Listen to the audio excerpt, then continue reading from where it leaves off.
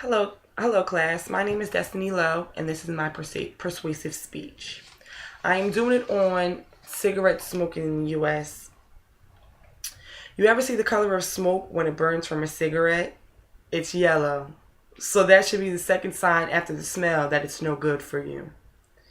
My friend's mother died from smoking cigarettes a while back when I was in middle school, and it really touched me and affected me because I have family members that smoke cigarettes, some of which still smoke and some of which don't.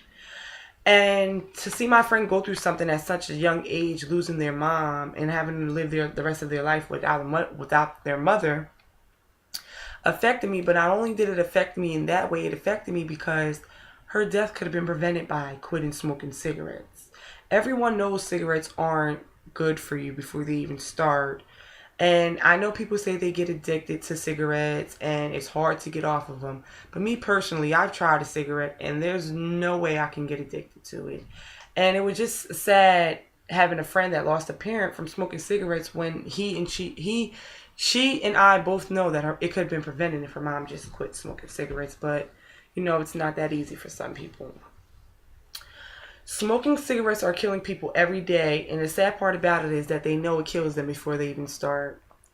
The main points I'm going to discuss with you today in my speech are statistics of cigarette smoking, the outcomes from cigarette smoking, and how people can be helped that want to stop smoking cigarettes. An estimated of 45.3 million people, or in other words, 19% of all adults aged 18 and older in the United States smoke cigarettes. Cigarette smoking is more commonly among men, 21.5%, than women, 17.3%, according to CDC.gov. Cigarette smoking is the leading cause of preventable death in the United States, accounting for approximately 443,000 deaths, or one of every 5 deaths in the United States each year. By state in 2010, smoking prevalence ranged from 9.1% in Utah to 26.8% in West Virginia. By region in 2010, smoking prevalence was highest in the Midwest, 21.8%, in South, 21.0%, and the lowest in the Midwest, which was 15.9%. So for people that read this and know the percents and and really take time to read the statistics, that's bad. Consequences from smoking cigarettes, there's so many. The adverse health effects from cigarette smoking accounts for an estimated of 443,000 deaths, or nearly one of every 5 deaths each year in the United States, according to CDC.gov, in which I said in the statistics for smoking cigarettes. More deaths are caused each year by tobacco use than by all deaths from human immune deficiency virus, for those of you who don't know, HIV, illegal drug use, alcohol use, motor vehicle injuries, suicides, and murders combined. And this is sad because people dying from smoking cigarettes outweighs all of these other ways that you can die. And HIV is a really big popular virus that's killing people in our generation today, along with illegal drug use, alcohol use, especially motor vehicle injuries and accidents, suicide, and murders combined, if you really look at all of those statistics. Smoking causes an estimated 90% of all lung cancer deaths in men and 80% of lung cancer deaths in women. An estimated 90% of all deaths from chronic obstructive lung disease are caused by smoking. Smoking can cause so many cancers. It's not even funny. Cancers that you wouldn't even believe, or cancers that you never even heard of or knew that they existed.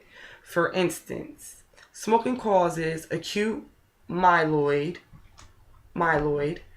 leukemia, bladder cancer, cancer of the cervix, cancer of the esophagus, kidney cancer, cancer of the voice box, lung cancer, cancer of the oral cavity, which is the mouth, pancreatic cancer, and cancer of the throat and stomach cancer.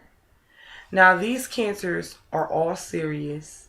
most of them, if not all of them, end in death if they're not treated or try to be treated, because there's no real cure for cancer yet. They're working on it, but there isn't one. And it's so sad that, cigarette, just by taking a pull or taking a puff of something that you think that couldn't affect your life in no way, can just snatch your life from you in a blink of an eye, and you don't even realize it or sometimes even feel it. How cigarette smokers can be helped.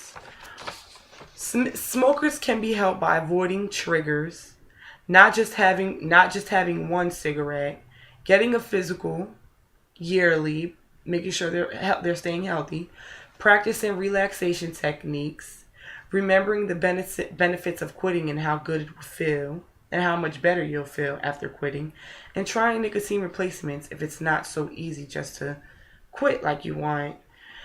Any way of trying to stop smoking and preventing smoking is better than not trying at all. You can also go on the internet. You can also try to talk to people, try to talk to the right doctors, try to see if there's any other techniques that can keep you from smoking. Like maybe hypnosis can work. I've never heard of it personally working, and I never heard of anybody trying it, but maybe it could work for some people. It's just trying to at least put an effort into, saving your life, keeping yourself healthy, just, trying to avoid the negative things, sticking around just a little bit longer. For my conclusion, cigarette smoking is a big deal, and it is a big killer, and people really need to wake up and take heed to this and try to improve their ways and their health to be on this earth a little bit longer with their families and friends. No one's promised tomorrow, and no one's promised today, and why not want to die of natural causes? Why speed up your life and your death by doing things that can take your life just like that? And to leave you guys off with a memorable quote, the cigarette does not smoke. The cigarette does the smoking, and you're the sucker. Thank you.